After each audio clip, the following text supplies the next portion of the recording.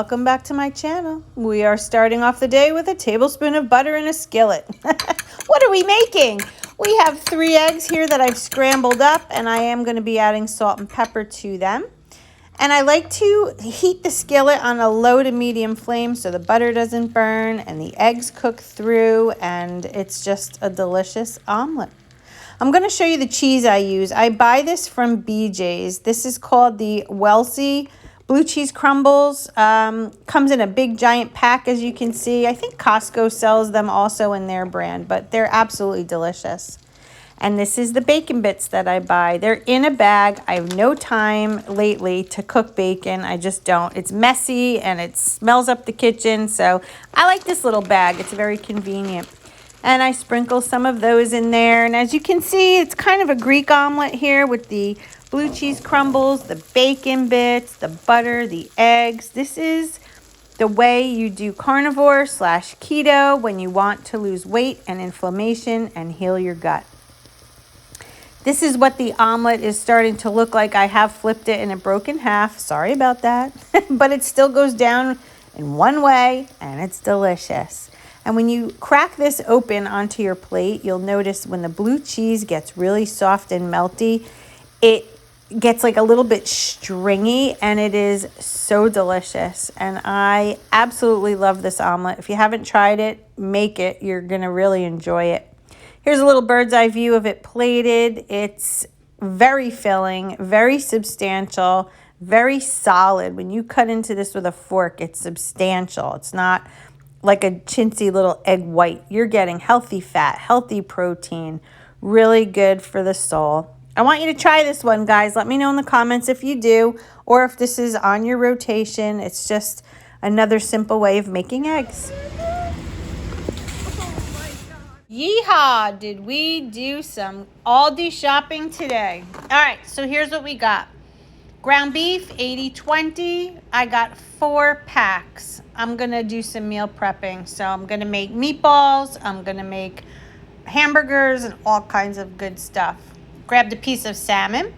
Found this bag of chicken wings. I saw this on somebody else's carnivore page and decided to try them out. Got a nice chuck roast that I'm going to slow cook. And a pack of chicken thighs.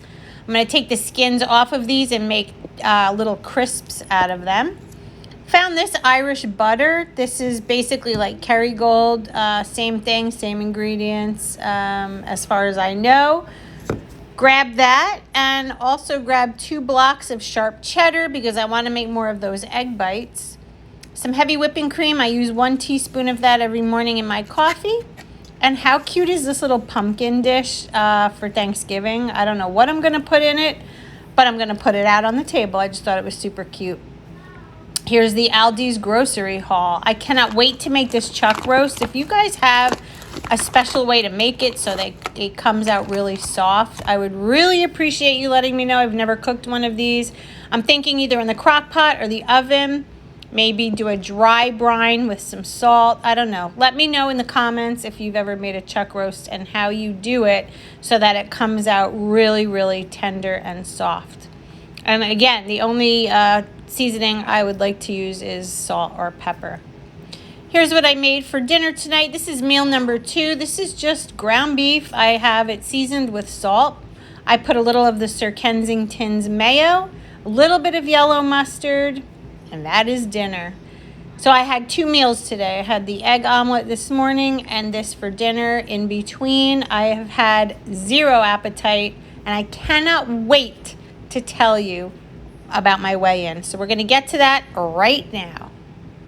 All right, guys, it is the official weigh-in moment of the video. I know that I am a few days late. It has been the week of all weeks at work. You know, nurses have one of, I would say, not the hardest job, but like mentally draining jobs. As you can tell, I look kind of crappy, but it is what it is.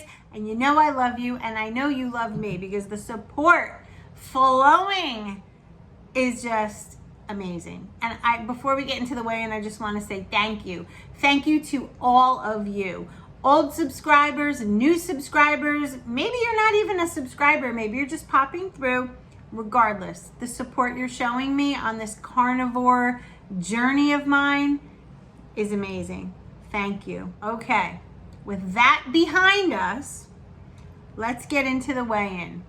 My total for 2 weeks and 2 days is, drum roll, please. Guys, I hit 10.2 pounds down. Woo!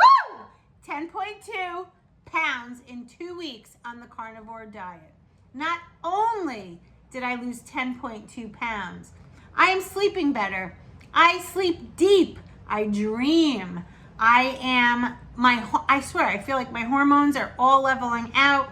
I'm not moody. I'm not tired in the middle of the day. And one of the most important battles that I have been fighting, and you know this if you're one of my oldies, is the binge eating.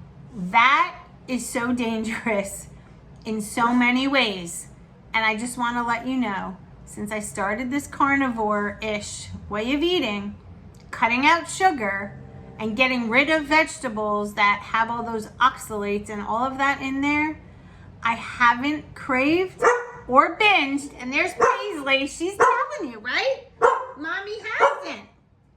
I have not binged at all. At all. Not a craving, not a binge. I'm satisfied.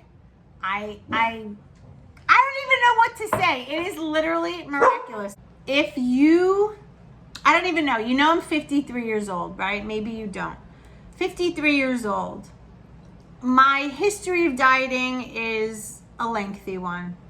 And I know that it's up here, but what I'm learning is it's truly also about hunger. For so long, I was made to feel guilty if hunger struck. You know, if I went and ate a cucumber or some extra broccoli, or like that was the end of the world, an extra light laughing cow. How is that bad? How are hunger signals bad? They're not, okay? That culture, I'm not even going there. When your body tells you that you're hungry, could be for many reasons. It could be boredom. It could be true hunger. It could be a craving. It could be stress. It could be celebratory. It could be sadness. I mean, there's a gazillion things, but I'm talking true hunger, like true hunger where you could eat anything. You know you're not truly hungry if someone slaps something in front of you and you won't eat it. True hunger is you need to eat, right?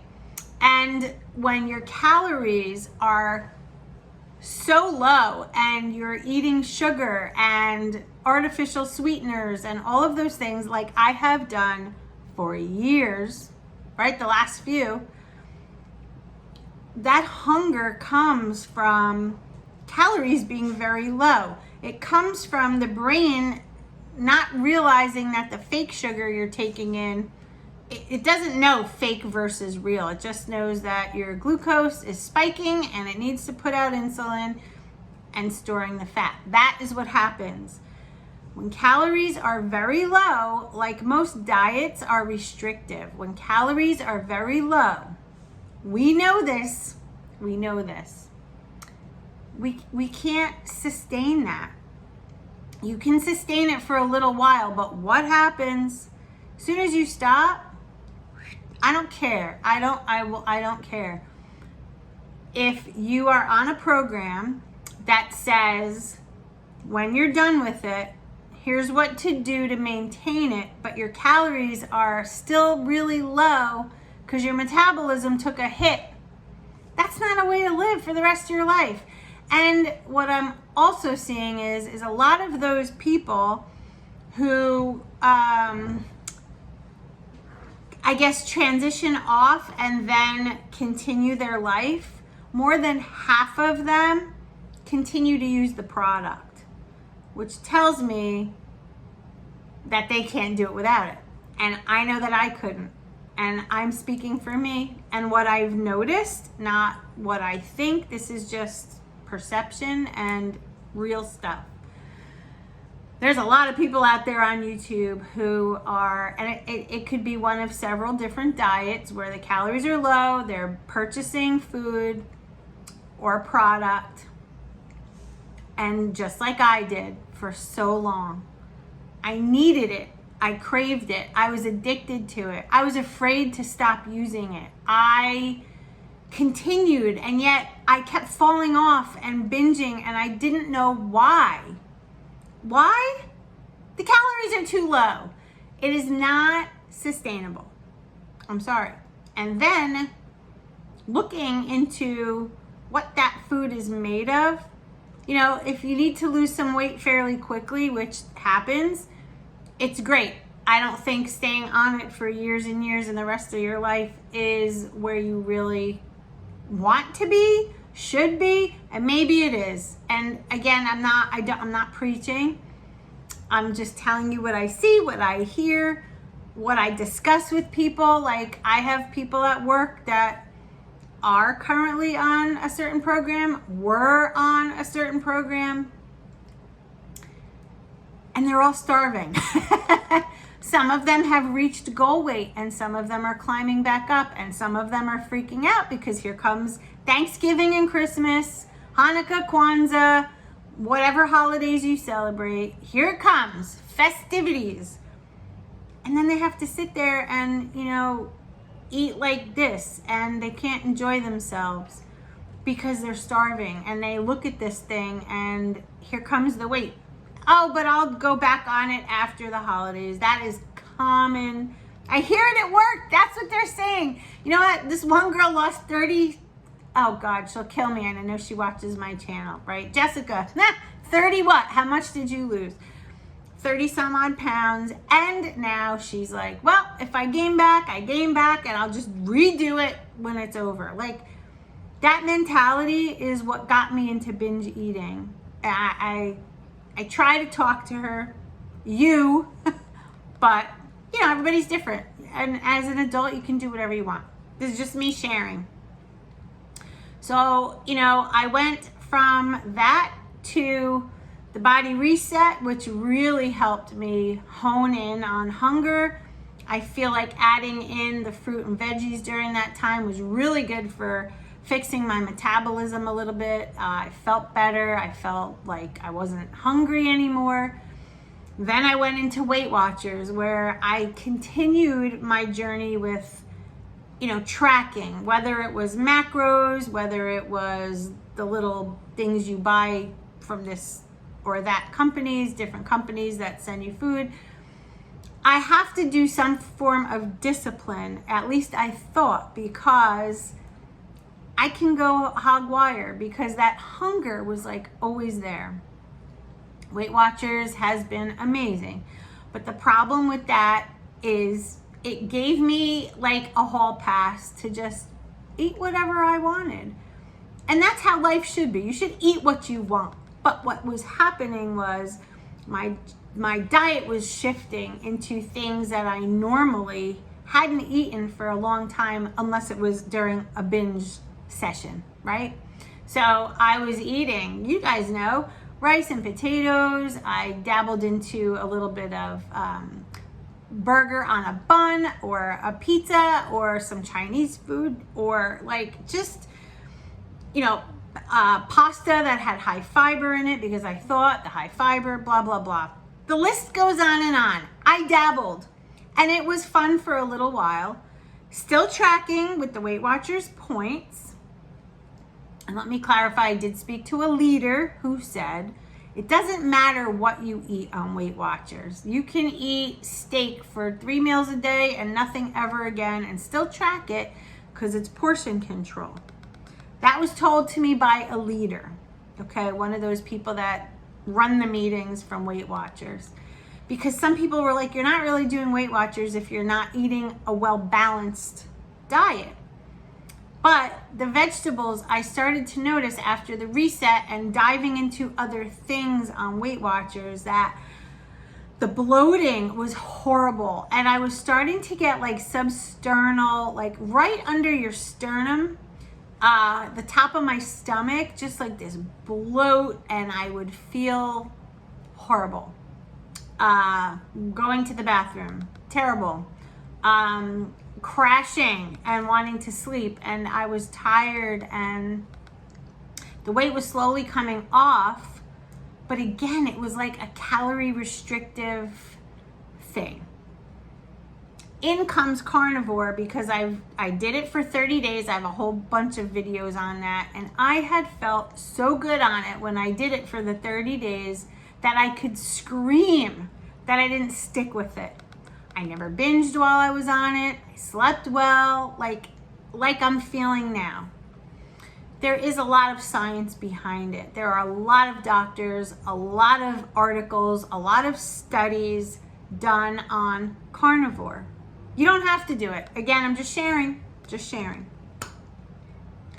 Guys, since I've knocked out all the sugar, the vegetables that used to give me horrible gas and things like that, I can't tell you in words how good I truly feel. I feel like I can conquer the world. I feel like my skeleton in the closet of binging has been tucked away and will not resurface unless I dabble sometime again. And I may at some point in life. Like, I'm learning that we're not perfect, we're not meant to be perfect, and we have to do what works for ourselves. So if that means buying food from a company and having it sent to your house and losing weight, if that makes you happy and feel good, I support that. If going keto is the way to go for you, I support that. If Carnivore is, if Weight Watchers is, label. Why do we label? Let's get rid of the label. Eat what's enjoyable to you. Eat what makes you feel good. Bottom line is, I want to be healthy and I want to have a long life ahead of me. I've got a husband who I love very much. We have an amazing marriage. So good. I want to keep that going. You know, my son is close to 30. I'm sure he will be getting married at some point soon. My daughter is 24. She's got a life ahead of her to go. I want to be there for all of those things. I have 2 dogs, 2 cats. I have parents. I have a sister. I have nieces and nephews. I have in-laws. My life is so rich, and I want to be healthy and happy and enjoy it. And I don't want to be scared and secretive and binge eat and feel like I'm going to throw up or pass out or miserable all the time, worried. I don't want the first thing that I think of when I wake up to be diet. How much do I weigh? Are my fingers swollen? Oh, it must be what I ate. Like, that is crazy. I'm done with that. And I hope and pray that I can continue with it. I'm doing the best I can. I'm human. Who knows what'll happen? But for right now, I'm happy and I feel good and I'm satisfied, and I'm not even spending a lot of money on food. I mean, what I showed you earlier, not expensive. A lot less than I was paying for the delivery, if you know what I mean. So anyway, guys, I guess that's my little story for you. If you're curious to know what I've been drinking fluid wise, I have 1 cup of coffee in the morning.